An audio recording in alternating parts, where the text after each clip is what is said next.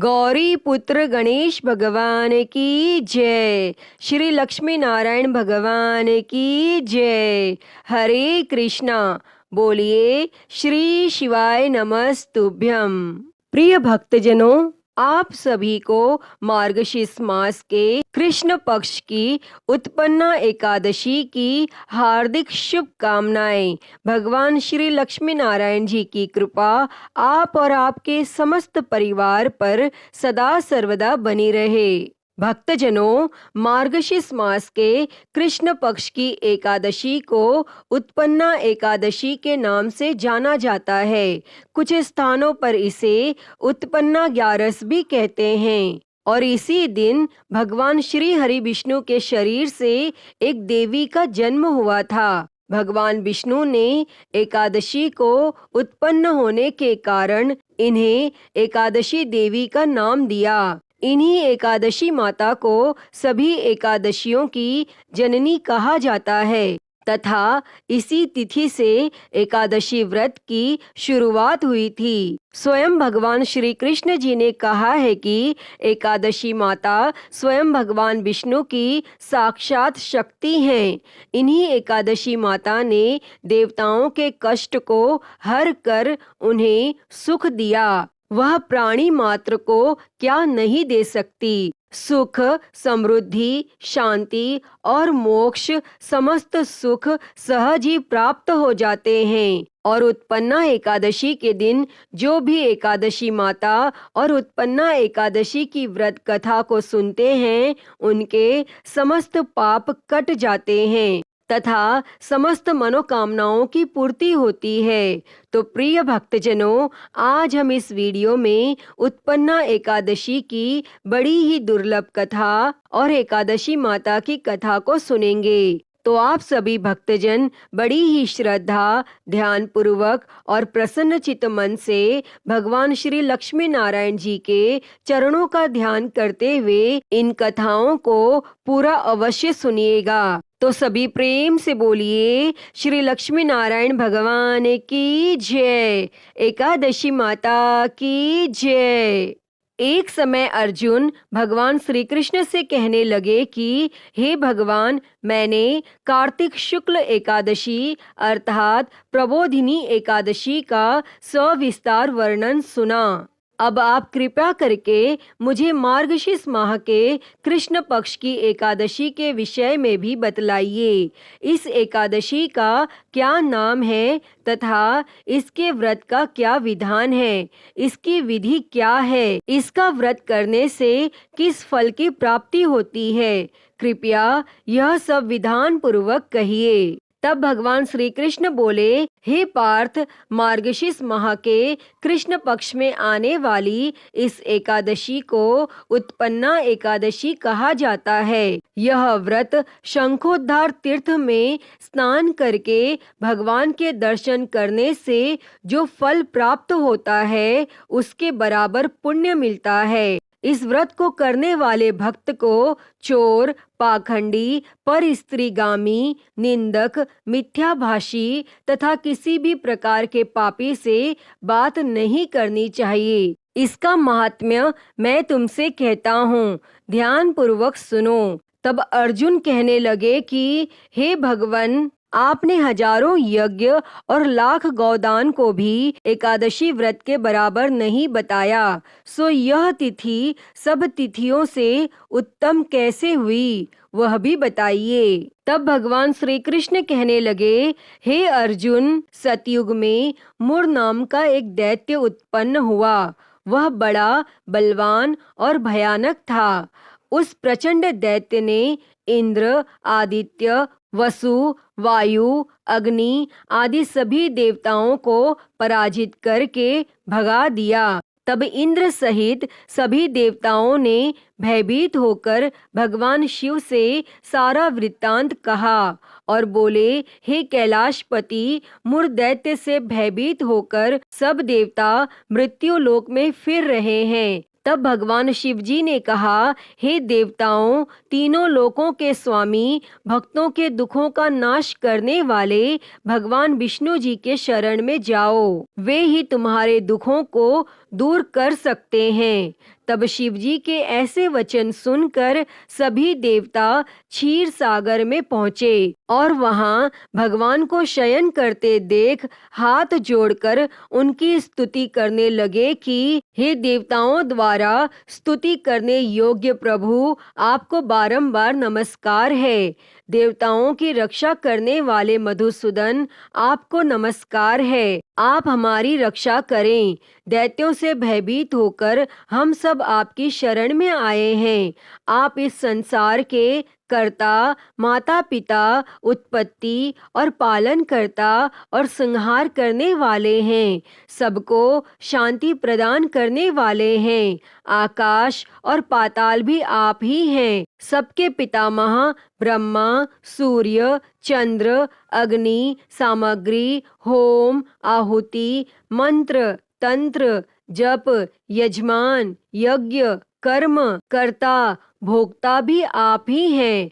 आप सर्वव्यापक हैं। आपके सिवा तीनों लोकों में चर तथा अचर कुछ भी नहीं है। हे भगवान, दैत्यों ने हमको जीतकर स्वर्ग से भ्रष्ट कर दिया है और हम सब देवता इधर उधर भागे भागे फिर रहे हैं। आप उन दैत्यों से हम सबकी रक्षा करें। तब इंद्र के ऐसे वचन सुनकर भगवान विष्णु कहने लगे कि हे इंद्र, ऐसा मायावी दैत्य कौन है जिसने सब देवताओं को जीत लिया है? उसका नाम क्या है? उसमें कितना बल है और किसके आश्रय में है तथा उसका स्थान कहाँ है? यह सब मुझसे कहो। तब भगवान के ऐसे वचन सुनकर इंद्र बोले, भगवान, प्राचीन समय में एक नाड़ी जंघ नामक राक्षस था। उसके महापराक्रमी और लोक विख्यात मुर नाम का एक पुत्र हुआ। उसकी चंद्रावती नाम की नगरी है। उसी ने सब देवताओं को स्वर्ग से निकालकर वहां अपना अधिकार जमा लिया है। उसने इंद्र, अग्नि, वरुण, यम, वायु, ईश, चंद्रमा, नैतृत्य आदि सबके स्थान पर अधिकार कर लिया है। सूर्य बनकर स्वयं ही प्रकाश करता है, स्वयं ही मेघ बन बैठा है और सबसे अजय है। हे असुर निकंदन, उस दुष्ट को मारकर देवताओं को अजय बनाइए। तब यह वचन सुनकर भगवान ने कहा, हे देवताओं, मैं शीघ्र ही उसका संहार करूंगा। तुम चंद्रावती नगरी जाओ। इस प्रकार कहकर भगवान सहित सभी देवताओं ने चंद्रावती नगरी की ओर प्रस्थान किया। उस समय जब दैत्य मुर सेना सहित युद्ध भूमि में गरज रहा था, उसकी भयानक गर्जना सुनकर सभी देवता भय के मारे चारों दिशाओं में भागने लगे और जब स्वयं भगवान रणभूमि में आए तो दैत्य उन पर भी अस्त्र शस्त्र आयुध लेकर दौड़े। तब भगवान ने उन्हें सर्प के समान अपने बाणों से भींद डाला। बहुत से दैत्य मारे गए, केवल मुर बचा रहा। वह अविचल भाव से भगवान के साथ युद्ध करता रहा। भगवान जो भी तीक्ष्ण बाण चलाते वह उसके लिए पुष्प सिद्ध होता। उसका शरीर छिन्न भिन्न हो गया, किंतु वह लगातार युद्ध करता रहा और दोनों के बीच मल्लयुद्ध भी हुआ। 10,000 वर्ष तक उनका युद्ध चलता रहा, किंतु मुर नहीं हारा। तब थक कर भगवान बद्रिकाश्रम चले गए। वहाँ हेमवती नामक सुंदर गुफा थी। उसमें विश्राम करने के लिए भगवान उसके अंदर प्रवेश कर गए और यह गुफा 12 योजन लंबी थी और उसका एक ही द्वार था और विष्णु भगवान वहाँ योग निद्रा की गोद में सो गए। तब मुर भी पीछे पीछे आ गया और भगवान को सोया देखकर मारने को उद्युत हुआ। तभी भगवान के शरीर से उज्जवल कांतिमय रूप वाली देवी प्रकट हुई और देवी ने राक्षस मुर को ललकारा और उस राक्षस को ललकार कर उससे युद्ध करने लगी। तब उस कन्या को देखकर राक्षस को घोर आश्चर्य हुआ और वह सोचने लगा कि यह ऐसी दिव्य कन्या कहाँ से उत्पन्न हुई। और फिर वही असुर उस कन्या से लगातार युद्ध करता रहा और कुछ समय बीतने पर उस कन्या ने क्रोध में आकर उस दैत्य के अस्त्र शस्त्रों के टुकड़े टुकड़े कर दिए और उसका रथ तोड़ डाला। अब तो उस दैत्य को बड़ा ही क्रोध आया और वह सारी मर्यादाएं भंग करके उस कन्या से मल युद्ध करने लगा। उस तेजस्वी कन्या ने उसको धक्का मारकर मूर्छित कर दिया और उसकी मूर्छा टूटने से पूर्व ही उसका सिर काटकर धड़ से अलग कर दिया और सिर कटते ही वह असुर पृथ्वी पर गिरकर मृत्यु को प्राप्त हुआ। बाकी बचे असुर अपने राजा का ऐसा दुखद अंत देखकर भयभीत होकर पाताल लोक में भाग गए। और भगवान विष्णु जब निद्रा से जागे तो उस असुर को मरा देखकर उन्हें घोर आश्चर्य हुआ और वे सोचने लगे, इस महाबली को किसने मारा है। तब वह तेजस्वी कन्या श्री हरि से हाथ जोड़कर बोली, हे जगदीश्वर, ये असुर आपको मारना चाहता था। तब मैंने आपके शरीर से उत्पन्न होकर इस असुर का वध किया है। और कन्या की बात सुन भगवान बोले, तुमने इस असुर को मारा है, अतः हे कन्या, मैं तुमसे अत्यंत प्रसन्न हूँ। इसे मारकर तुमने तीनों लोकों के देवताओं के कष्ट को हरा है, इसलिए तुम अपनी इच्छा अनुसार वरदान मांग लो। मैं तुम्हारी प्रत्येक इच्छा को पूर्ण करूँगा। तब भगवान की बात सुन कन्या बोली, हे प्रभु, मुझे यह वरदान दीजिए कि जो भी मनुष्य या देव मेरा व्रत करें उसके सभी पाप नष्ट हो जाएं और अंत में उसे स्वर्ग लोक की प्राप्ति हो। मेरे व्रत का आधा फल रात्रि को मिले और उसका आधा फल एक समय भोजन करने वाले को मिले। और जो श्रद्धालु भक्ति पूर्वक मेरे व्रत को करें वे निश्चय ही बैकुंठ लोक को प्राप्त करें। और जो मनुष्य मेरे व्रत में दिन तथा रात्रि को एक बार भोजन करें वह धन धान्य से भरपूर रहें। कृपया करके मुझे ऐसा वरदान दीजिए। तब भगवान श्री हरि ने कहा, हे कन्या, ऐसा ही होगा। मेरे और तुम्हारे भक्त एक ही होंगे और अंत में संसार में प्रसिद्धि को प्राप्त होकर मेरे लोक को प्राप्त करेंगे। हे कल्याणी, तुम एकादशी को पैदा हुई हो, इसलिए तुम्हारा नाम भी एकादशी हुआ। और क्योंकि तुम मेरे अंश से उत्पन्न हुई हो, इसलिए संसार में तुम उत्पन्ना एकादशी के नाम से जानी जाओगी। तथा जो मनुष्य इस दिन व्रत करेंगे उनके समस्त पाप समूल नष्ट हो जाएंगे। तुम मेरे लिए अब तीज, अष्टमी, नवमी और 14 से भी अधिक प्रिय हो। तुम्हारे व्रत का फल सब तीर्थों के फल से भी महान होगा। यह मेरा अकाट्य कथन है। तब इतना कहकर भगवान श्री हरि उसी स्थान पर अंतर ध्यान हो गए।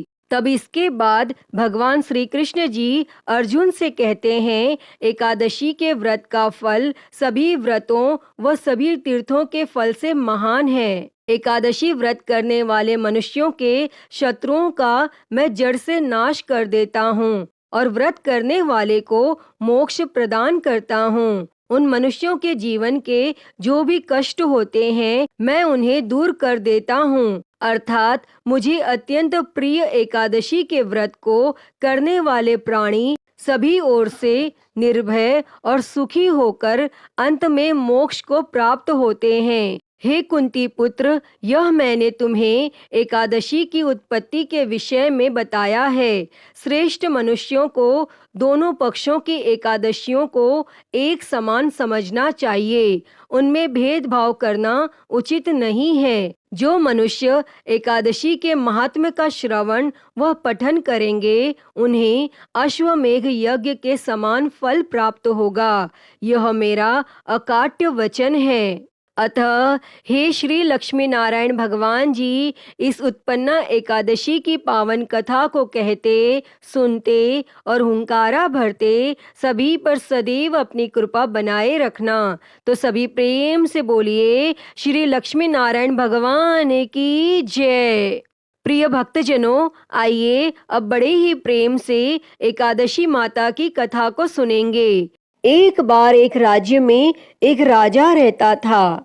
राजा बहुत ही बुद्धिमान और बलशाली था। राजा सदा ही अपनी प्रजा का बहुत अच्छे से ध्यान रखता था। प्रजा भी राजा को बहुत पसंद करती थी। राजा की 2 बेटियां थी। राजा अपनी दोनों बेटियों से बहुत प्रेम करता था। राजा की छोटी बेटी देखने में बहुत सुंदर और आकर्षित थी और वहीं पर राजा की बड़ी बेटी छोटी बेटी के मुकाबले थोड़ी कम सुंदर थी। राजा की छोटी बेटी माता की पूजा किया करती थी और सभी लोग राजा की छोटी बेटी से बहुत प्रेम करते थे और बहुत प्रशंसा किया करते थे। राजा भी अपनी छोटी बेटी को बड़ी बेटी से अधिक प्रेम करता था, जिसके कारण राजा की बड़ी बेटी को अपनी छोटी बहन से बहुत नफरत होने लगी थी। राजा की दोनों बेटियां जब बड़ी हो गईं, तब एक पड़ोस के राज्य में रहने वाले राजकुमार राजा की बड़ी बेटी के लिए रिश्ता लेकर आया। लेकिन जैसे ही उस राजकुमार की नजरें राजा की छोटी बेटी पर पड़ी, तो वह राजकुमार राजा की छोटी बेटी पर आकर्षित हो गया और छोटी बेटी से पहली नजर में प्रेम करने लगा। और उस राजकुमार ने राजा की बड़ी बेटी के साथ विवाह करने से मना कर दिया और उसने राजा से कहा कि मैं आपकी छोटी बेटी से विवाह करना चाहता हूँ। और यह सब देखकर राजा की बड़ी बेटी अपनी छोटी बहन से बहुत क्रोधित हो गई और राजा की बड़ी बेटी ने अपनी छोटी बहन को अपना सबसे बड़ा दुश्मन मान लिया। तब राजा की बड़ी बेटी ने अपनी छोटी बहन से बदला लेने का निर्णय किया और राजा की बड़ी बेटी ने अपनी छोटी बहन को जान से मारने का उपाय सोचा और उसने अपनी छोटी बहन को मारने के लिए सबसे पहले एक लड्डू में जहर मिलाकर अपनी छोटी बहन को दिया और उसको लड्डू खाने के लिए कहा। लेकिन लड्डू खाने के बाद भी छोटी बहन को कुछ भी नहीं हुआ। लेकिन फिर भी बड़ी बहन ने हार नहीं मानी और जब उसकी छोटी बहन रात में कमरे में सो रही थी, तब उसने एक मटके में सांप रखकर उसके कमरे में छोड़ दिया। लेकिन सांप भी छोटी बहन का कुछ नहीं कर पाया। जिसके बाद बड़ी बहन ने छोटी बहन से कहा कि चलो हम लोग कुएं में से पानी भरकर लाते हैं। और वह अपनी छोटी बहन को पानी भरने के बहाने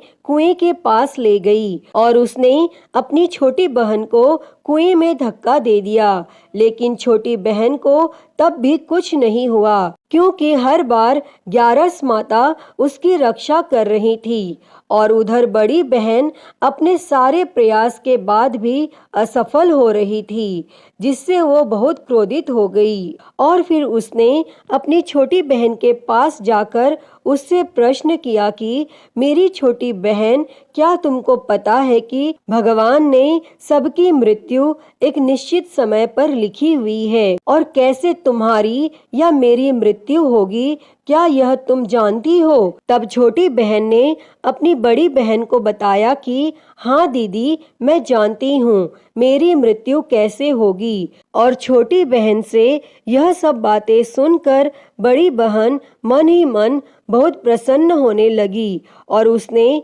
अपनी छोटी बहन से कहा कि तो तुम मुझे अपनी मृत्यु का राज बताओ।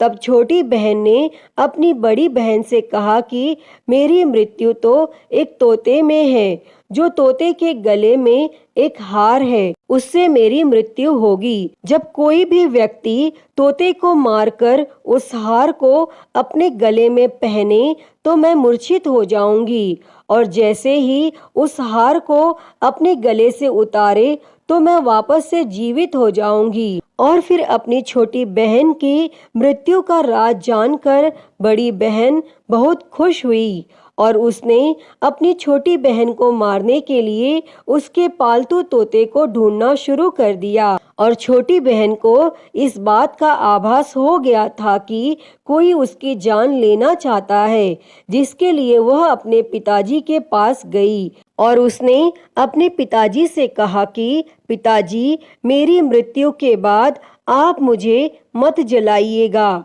आप मुझे अपनी पुरानी वाली हवेली में एक पलंग में लेटाकर छोड़ दीजिएगा। तब अपनी छोटी लड़की की यह बातें सुनकर राजा बहुत आश्चर्यचकित हो गया और राजा ने अपनी छोटी बेटी से पूछा कि बेटी, तुम यह क्या कह रही हो? तब राजा की छोटी बेटी ने बताया कि पिताजी, समय किसी के लिए नहीं रुकता, क्या कब किसको हो जाए इसका किसी को कुछ नहीं पता। फिर राजा ने अपनी छोटी बेटी से कहा कि तुम ऐसी बातें क्यों करती हो? 2-3 दिन के बाद तो तुम्हारा विवाह है। लेकिन छोटी बेटी ने अपने पिताजी को ऐसा करने पर मजबूर कर दिया और उनसे वचन ले लिया और राजा ने भी अपनी छोटी बेटी की बात स्वीकार कर ली। और 2-3 दिनों के बाद जब शादी का समय आया तब राजकुमार बारात लेकर राजा के घर आया और राजकुमार और राजा की छोटी बेटी का विवाह शुरू हो गया। और जैसे ही राजा की छोटी बेटी राजकुमार के साथ फेरे लेने लगी तो उसकी बड़ी बहन अपनी छोटी बहन के कमरे में जाकर उसके तोते को पकड़ लेती है और उसको जान से मार देती है और तोते के गले में जो हार था उसको अपने गले में धारण कर लेती है। और जैसे ही बड़ी बहन उस हार को अपने गले में धारण करती है तो उधर छोटी बहन 3.5 ही फेरे ले पाती है और वहीं पर बेहोश होकर गिर जाती है। जिसके बाद राजा ने बड़े बड़े हकीमों को बुलाया और अपनी छोटी बेटी का इलाज करने के लिए कहा। और राजा की बात सुनकर जब वैद्य ने छोटी बेटी को देखा तो राजा को बताया कि आपकी छोटी बेटी ना तो जीवित है और ना मरी हुई, ऐसा मैं पहली बार देख रहा हूँ। तब राजा ने वैद्य और हकीम को यह बात बाहर बताने से मना कर दिया और उनको कहा कि अगर तुमने यह बात किसी को बाहर बताई तो हम तुमको फांसी दे देंगे। और राजा ने अपनी छोटी बेटी को पुराने महल में जाकर एक पलंग में लेटा दिया और वहां पर कुछ सैनिकों को तैनात कर दिया। इसके बाद राजा वापस अपने महल पर आ गया और राजा की बड़ी बेटी अपने पिताजी के पास आई और कहने लगी कि पिताजी, अगर यह शादी संपन्न नहीं हुई तो आपकी इज्जत का क्या होगा? आप कहें तो मैं आपकी इज्जत बचाने के लिए राजकुमार से शादी करने के लिए तैयार हूँ। जिसके बाद राजा ने अपनी बड़ी बेटी की बात मान ली और राजा ने बड़ी बेटी को छोटी बेटी के कपड़े पहनाकर मंडप में भेज दिया। लेकिन राजकुमार यह जान गया कि यह राजा की छोटी बेटी नहीं है बल्कि यह राजा की बड़ी बेटी है। लेकिन जब राजकुमार ने शादी करने से मना किया तो सभी लोगों ने राजकुमार को बेवश करके राजा की बड़ी बेटी से बचे हुए फेरों को संपन्न करा दिया और विवाह संपन्न हुआ। जिसके बाद राजकुमार राजा की बड़ी बेटी को अपने महल में ले गया और विवाह होने के बाद राजकुमार उससे ना तो बात करता था, न उसे पसंद करता था और ना ही उसके आसपास भटकता था। और राजकुमार ने यह फैसला लिया था कि वह अपनी प्रेमिका को ढूंढ कर रहेगा और यह जान कर रहेगा कि उसके साथ क्या हुआ है। एक दिन राजकुमार अपने घोड़े पर सवार होकर राजा के पुराने महल के पास पहुंचा, जहां पर उसने कुछ सैनिकों को देखा।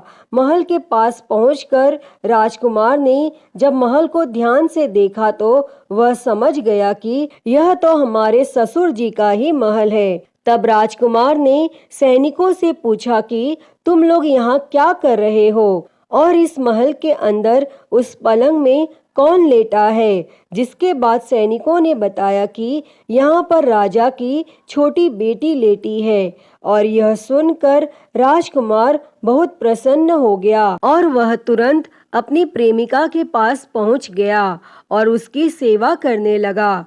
जैसे ही रात हुई तो राजा की छोटी बेटी उठकर खड़ी हो गई और राजकुमार यह देखकर बहुत खुश हो गया और उसने अपनी प्रेमिका से पूछा कि तुम यहाँ क्या कर रही हो, तुम मेरे साथ मेरे घर चलो। तब राजा की छोटी बेटी ने राजकुमार को सारी बातें बता दी कि मेरी जान एक तोते में बसती थी और मैंने यह बात सिर्फ अपनी बड़ी बहन को बताई थी और मुझे पता है कि उसने ही मुझे मारने का प्रयास किया है। उसके पास एक हार है जिसको वह सुबह पहन लेती है और रात को उतार देती है। जब तक वह हार को पहन कर रखती है तब तक मैं मूर्छित रहती हूँ और जैसे ही वो हार को उतार देती है तो मैं जीवित हो जाती हूँ और जब तक मेरी बड़ी बहन के पास वो हार रहेगा तब तक मैं ऐसे ही जीवित और मूर्छित होती रहूंगी। अगर मेरी बड़ी बहन के पास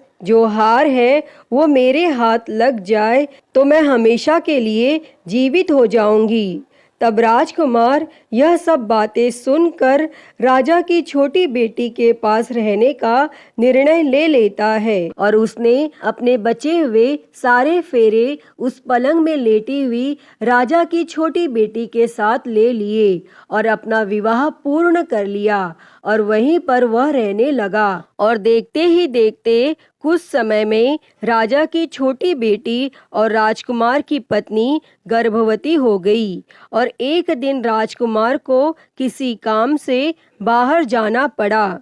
तब छोटी बहन के पेट में बहुत तेज से दर्द होने लगा, जिसके बाद उसने माता का आह्वान किया, जिसके बाद वहां माता प्रकट हुई और उन्होंने अपने भक्त के दर्द को दूर किया और एक पुत्र की प्राप्ति करवाई। तब वहीं पर अचानक से राजकुमार भी आ गया।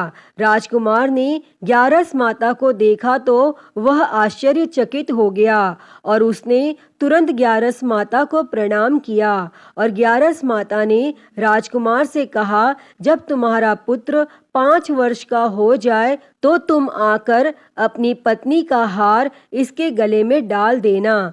और देखते ही देखते राजकुमार और राजा की छोटी बेटी का पुत्र 5 वर्ष का हो जाता है।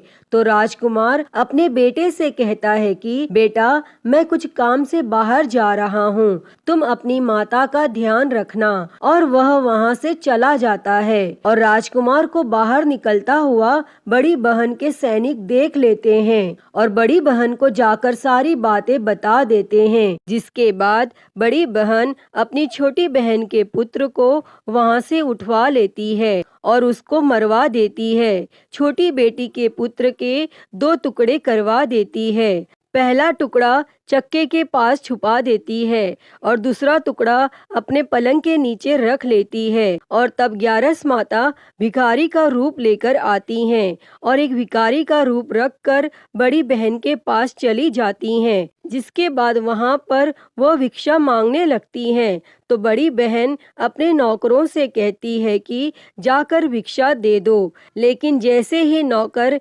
ग्यारस माता को भिक्षा देने के लिए आते हैं तो माता उन्हें मना कर देती है और कहती है कि मैं तुम्हारी महारानी से ही भिक्षा लूंगी। जिसके बाद बड़ी बहन स्वयं ही भिक्षा देने के लिए माता के पास आती है। तब माता एक बिल्ली का रूप लेकर उसके कमरे में चली जाती है और वहां पर छोटी बेटी के पुत्र के 2 टुकड़े को आपस में जोड़ देती हैं और उसे जीवित कर देती हैं और फिर उसे वहां से ले जाती हैं। तब राजकुमार अपने बेटे को लेकर अपनी पत्नी के पास जाता है और उसे कहता है कि तुम इसका ध्यान रखना। अगर तुम इस बच्चे का अच्छे से ध्यान रखोगी तो मैं तुमसे बात करूंगा। और एक दिन राजकुमार अपने बेटे से कहता है कि तुम अपनी माता से उनके गले का हार मांग लो। तो अपने पिता की बात मानकर राजकुमार का बेटा अपनी माता जी के पास जाता है और कहता है कि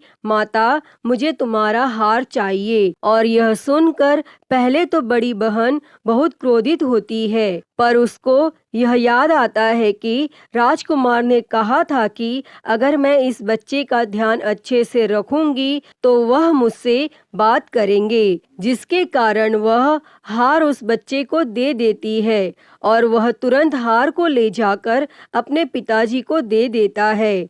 और तभी राजकुमार अपने बेटे को लेकर वहां से जाने लगता है और अपनी पत्नी से कहता है कि तुम हमारे लिए खाना बनाकर रखना, मैं शाम को आकर तुम्हारे साथ खाना खाऊंगा।